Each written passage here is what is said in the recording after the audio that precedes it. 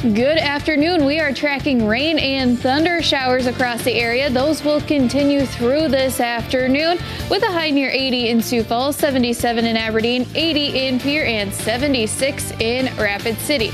That chance of rain will continue overnight and through the weekend. We'll take a closer look coming up as we begin midday in KELOLAND. Live from KELOLAND Media Group, midday in KELOLAND. An update to an explosion at an ethanol plant, how repairs are going, and Ukraine's president visits the White House and Congress in a push for more aid to help his country fight Russia. I'm Natalie Brand with why divisions over the funding are growing on Capitol Hill. Well, good afternoon, and thanks for having us in. I'm Tom Hansen. The Watertown Police Department is asking for your help to solve a theft. Officers responded to the intersection of Broadway Street and Kemp Avenue for as you can see it right here, a stolen stalking lion statue. The theft happened between September 15th and the 18th. The department is offering a reward for information leading to the arrest of the individual responsible for the recovery of the statue. Now, if you have any information, you can contact the Watertown Police Department. The statue is part of Watertown's Art Walk. We have an update to an explosion at the ethanol plant in Oneida back in July. A variety of repairs are being made at the Ringneck Energy ethanol plant after the explosion and fire caused damage to the plant on July 9th. Outside of the major structural damage to the ethanol processing portion of the plant, the company is doing some electrical rewiring to try and prevent a similar situation in the future. The president and CEO of Ringneck Energy says they got lucky and they won't have to replace a lot of equipment. There were several pieces of equipment that if we would have had to replace, that it could have been, 6 months to a year and a half before you could get one of those, especially in the electrical departments. A lot of that electrical equipment's a year out. So we were very, very fortunate that all we need to do is do rewiring. Now, 6 employees were at work at the time, but no one was injured. The company expects to be back up and running next spring. Well, turning now to first look at your midday forecast with meteorologist Megan Chatta. And you guys have been talking about this rain for some time now, and for some of us, it has arrived. We are tracking some rain and thunder showers moving through our area. Nothing is severe right now. We are watching for later on this afternoon where some of those could become severe. Right now, a few light rain showers and 66 degrees in Sioux Falls, south winds at 30 miles an hour. Here is a look at those rain and thunder showers moving through our area. In northwestern South Dakota, between Bison, Faith, and Dupree, we do have a few rain showers. Just to the north and east of Aberdeen, a light thunder shower is moving out of the Aberdeen area. And in south central and southeastern KELOLAND, rain and thunder showers slowly working their way to the north and east. Right now we have 65 in Mitchell, 68 in Watertown, 72 in Mobridge, 71 in Phillip, and 64 in Custer. We'll continue tracking the rain and thunder shower chances for today with a high near 80 in Sioux Falls, 77 in Aberdeen, 80 in Pierre, and 76 in Rapid City. We could see some stronger southeast winds as well throughout the day. For today, there is a marginal risk of severe weather, mainly in south central and southwestern South Dakota. Hail and strong winds are going to be the main threats.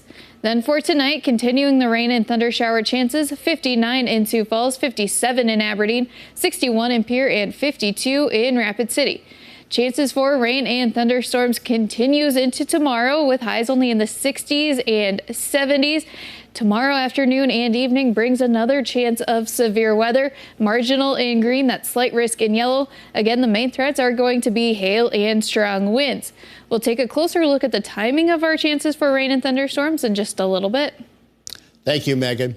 Well, a major move in the immigration by the Biden administration. The president is granting temporary legal status to nearly 500,000 Venezuelan migrants who are already in the U.S. Now, it could be life-changing for those families looking to work and make money here legally. The move comes as the number of border crossings returns to near record levels. Federal officials closed the point of entry in Eagle Pass, Texas yesterday due to a glut of asylum requests. Manuel Bajorquez is in El Paso, where officials are seeing more than 1,800 migrants a day.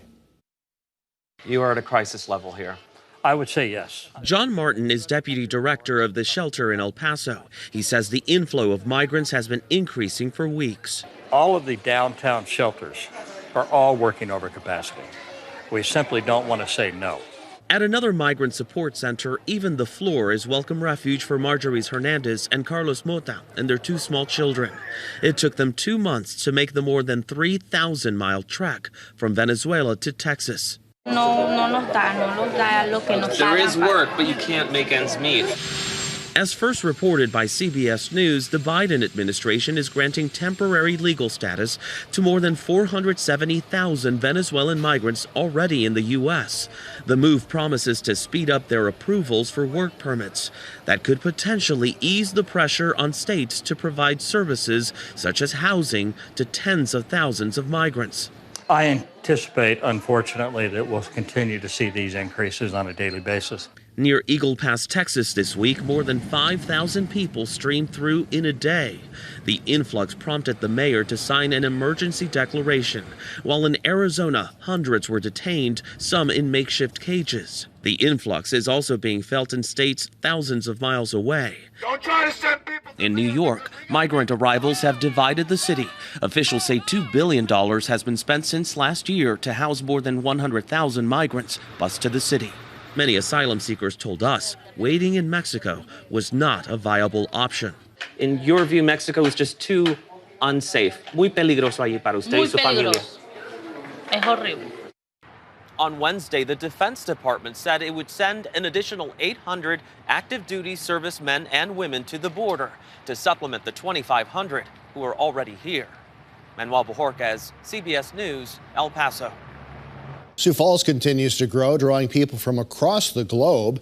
According to the Sioux Falls School District, nearly 42% of students are racially diverse, with 77 different languages now being spoken. The district is doing its part to make sure that the teachers are also diverse backgrounds.